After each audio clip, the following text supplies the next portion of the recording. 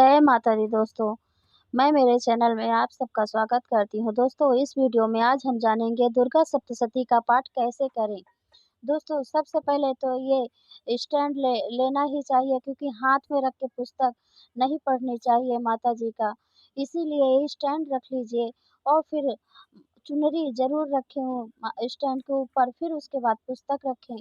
माता जी को पुस्तक का प्रणाम करके, माता जी की प्रतिमा है उन्हें भी नमस्कार करके, माँ के श्री यंत्र को प्रणाम करके हमें सबसे पहले संकल्प लेना चाहिए। हमें संकल्प ज़रूरी होता है लेना क्योंकि जहाँ हम हैं वहाँ का स्थान, नाम, गोत्र हमारा ये सब बोलना होता है।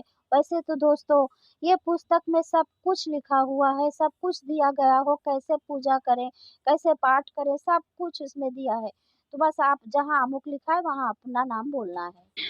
फिर उसके बाद हमें दुर्गा कवच का पाठ करना चाहिए और ये जहाँ विनियोगः आता है वहाँ हमें जल लेकर पृथ्वी पर गिराना चाहिए। ये मैंने 1 लोटा जल लेकर पहले ही रख लिया है। आपने देखा है कि 1 लोटा जल मैंने पहले ही रखा है और उसके बाद फिर जल गिराने के बाद तो फिर हम ये आगे हमें अर्गला स्तोत्र का पाठ करना चाहिए। अर्गला स्तोत्र का पाठ करने से पहले उसमें विनियोगः जहाँ-जहाँ आएगा वहाँ-वहाँ हम ऐसे जल लेकर पृथ्वी पर गिरा देंगे माता जी के नाम से और फिर हम आगे पाठ करेंगे।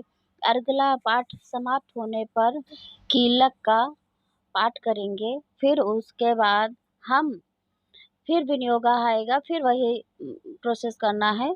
फिर उसके बाद एक शापोद्धार है जो मंत्र है, इस मंत्र का हम 7 बार स्पष्ट उच्चारण करेंगे। ओम ह्रीं क्लीं क्रां क्रीं चंडिके देवी शापानुग्रहं कुरु कुरु स्वाहा, ये 7 बार हम जपेंगे। फिर उसके बाद ये नीचे वाला उत्कीर्णम मंत्र जपेंगे।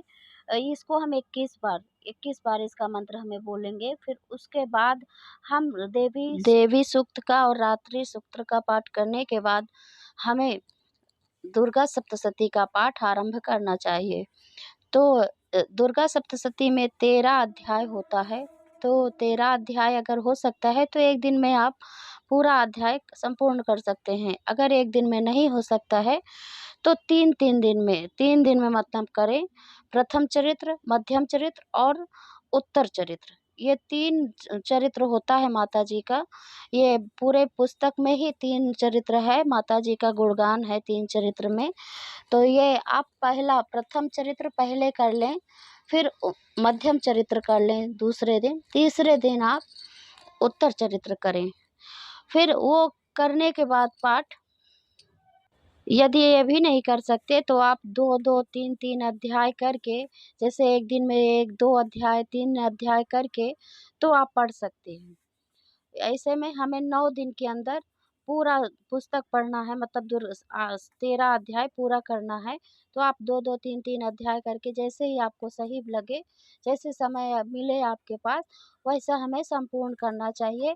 लेकिन याद रहे इतना करने के बाद पूरा जब हो जाए, समाप्त हो जाए, तो हमें नवार्ष मंत्र का एक बार जाप ज़रूर करना चाहिए। हो सकता है तो आप नवार्ष मंत्र का पुस्तक पढ़ने के पहले 1 माला जाप कर लें और 1 माला आप बाद में जाप कर लें। नवार्ष मंत्र का जाप बहुत ही ज़्यादा ज़रूरी होता है, बहुत ही मतलब लाभकारी है। अगर हो सकता है तो आपको अगर टाइम है तो आप डेली ही अगर 1 माला अगर नवार्ष मंत्र का जाप करेंगे, तो माता जी आप पर बहुत खुश होंगी। आपका व्रत सफल होएगा। जी आप पर कृपा बनाए रहें। इसी के साथ मैं अपना वीडियो खत्म करती हूँ। धन्यवाद। जय माता दी।